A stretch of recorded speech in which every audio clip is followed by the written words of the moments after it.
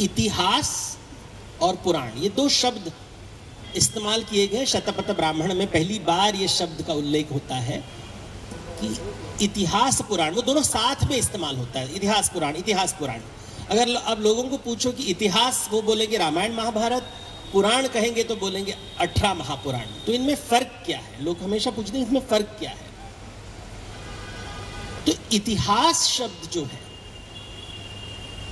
वो कथा होती है जहां पे कथाकार, जो स्टोरी टेलर है, उस स्टोरी के में प्रेजेंट रहता है। He is present in the story.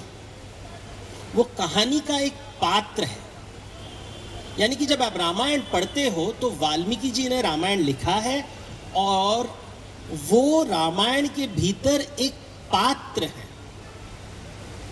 उनके आश्रम में सीता रहती थी, वहां लवकुश का परवरिश हुआ, उन्होंने रामायण की रचना की, उन्होंने लवकुश को ये सिखाया। लवकुश जाके श्री राम के सामने रामायण का पहली बार उन्होंने उसको प्रस्तुत किया नैमिषारण्य में।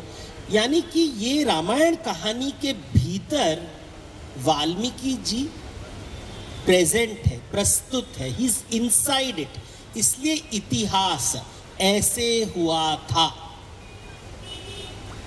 महाभारत में व्यास कहानी के अंदर प्रस्तुत है, he is present in the story.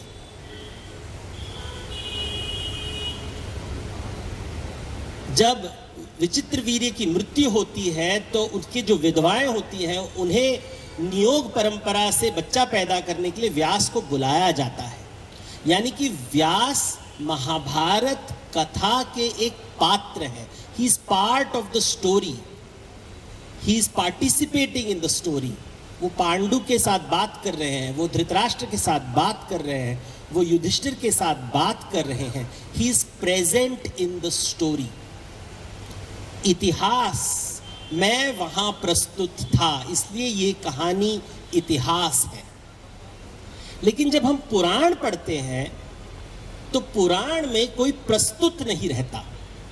तो भागवत पुराण की कहानी कैसे बताई जाती है? शुक मुनि कहानी बता रहे हैं परीक्षित राजा को। किसकी कहानी बता रहे हैं? श्री कृष्ण की कहानी बता रहे हैं। लेकिन शुक मुनि ने कभी श्री कृष्ण के जीवन में वो प्रस्तुत नहीं थे। उनके पिता ने उनको कहानी बताई और उनका रूप देखिए, शुक, शुक इज पैरेट। और पैरेट क्या करता है? जो सुनता है उसी को बताता है।